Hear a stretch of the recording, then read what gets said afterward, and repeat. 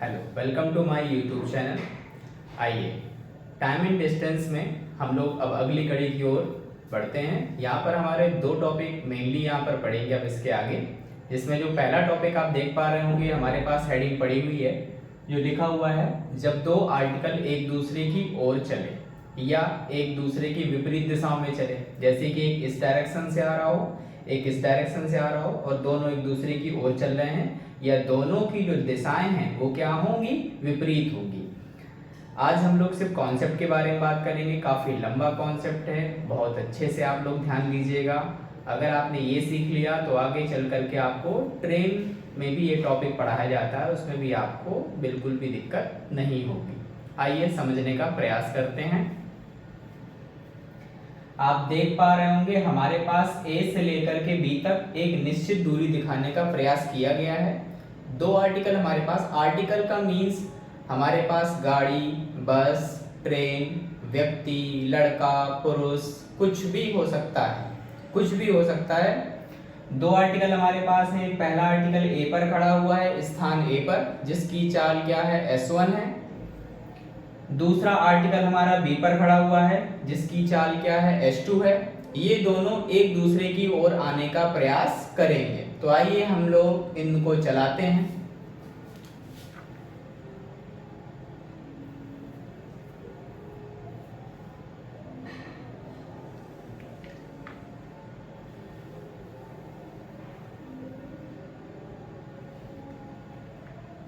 ये इनकी यहां से लेकर यहां तक इनके बीच की दूरी हो गई, जिसको हमने d किलोमीटर से दिखा दिया।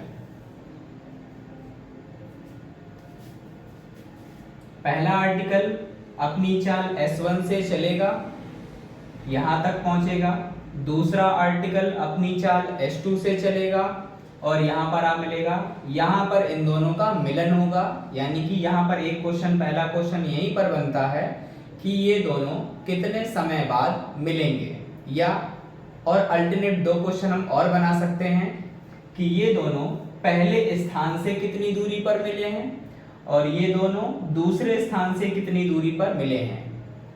पहला क्वेश्चन बनेगा कि ये दोनों कितने बजे मिले हैं। दूसरा क्वेश्चन, ये पहले स्थान से कितनी दूरी पर मिले हैं।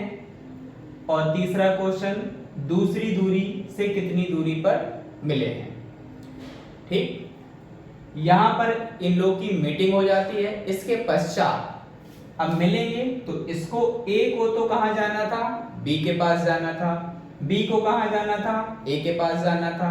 तो ये पहले भाई साहब अब अपने बी को गतवान होंगे और ये दूसरे भी यहां से ए को गतवान होंगे।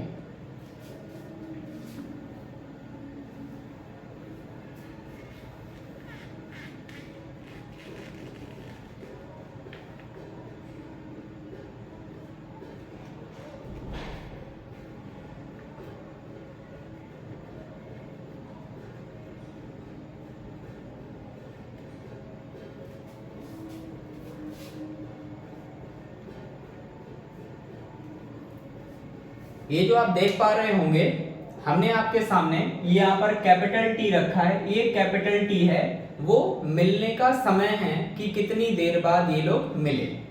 मिलने के बाद के समय को हमने डॉटेड लाइन से दिखाया गया है कि पहला वाला व्यक्ति, ध्यान से सुनिएगा, पहला वाला व्यक्ति मिलने के बाद T1 समय में अपने गंतव्य स्थान को पहुंचा है। दूसरा वाला व्यक्ति मिलने के बाद T2 समय में अपने गंतव्य स्थान को पहुंचा है। फिर से मैं एक बार फिर से दोहरा रहे हैं, A से B इन दोनों के बीच की दूरी d किलोमीटर है।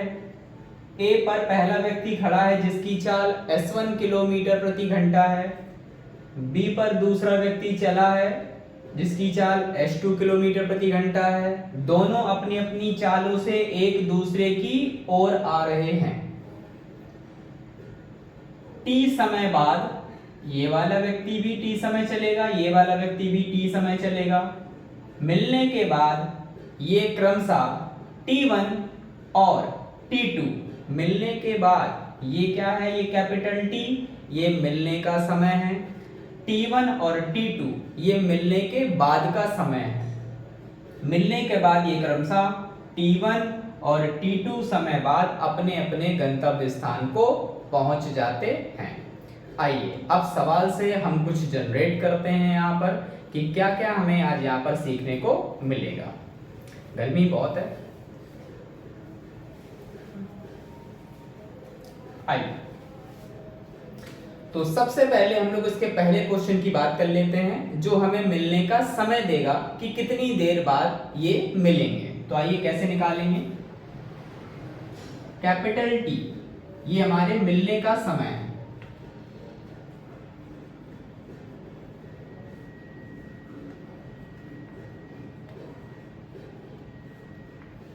कैपिटल टी से हमने यहां दिखा रखा है। आप जानते हैं समय बराबर दूरी बटे 4। तो दूरी यहां से यहां तक के बीच की दूरी कितनी है, d है।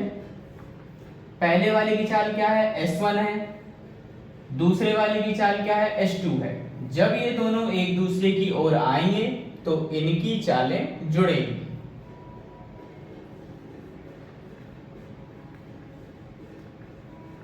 और फाइनलाइज जो आंसर आएगा वो होगा t समय बाद मिलेंगे।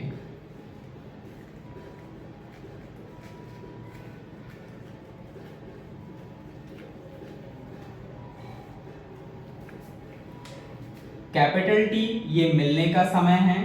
टी बराबर लिखा हुआ है कैपिटल डी, यहाँ के बीच की दूरी। ये पहले वाले आर्टिकल की चाल है, ये दूसरे वाले आर्टिकल की चाल है।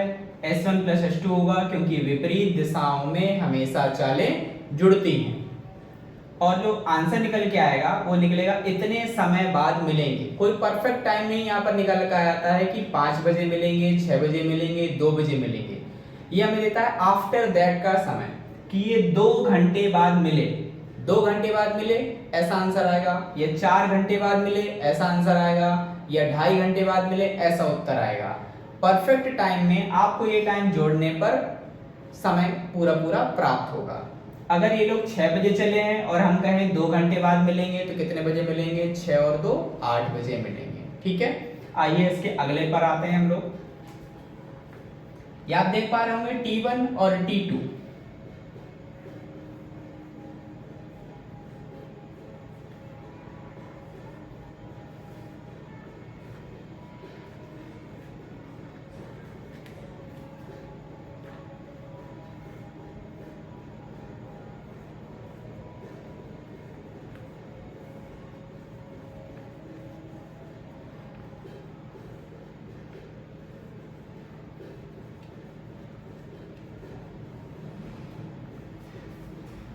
ये बहुत इंपॉर्टेंट और डायरेक्ट वे का सवाल जो आपसे पूछा जाता है, मिलने का समय और मिलने के बाद का समय में संबंध क्या स्थापित होता है। तो एक कैपिटल टी बराबर अंडर रूट के अंदर T1 और T2 दोनों का गुणा करा दिया जाता है, जिससे आपको ये मिलने का समय प्राप्त हो जाता है। ये बहुत इंपॉर्टेंट है और बहुत खास है, आपको कम ही लोग बताएंगे। आइए और एक और थर्ड इंपॉर्टेंट क्वेश्चन के बारे में बात करते हैं। इसमें सभी लोग स्टार बना लेंगे।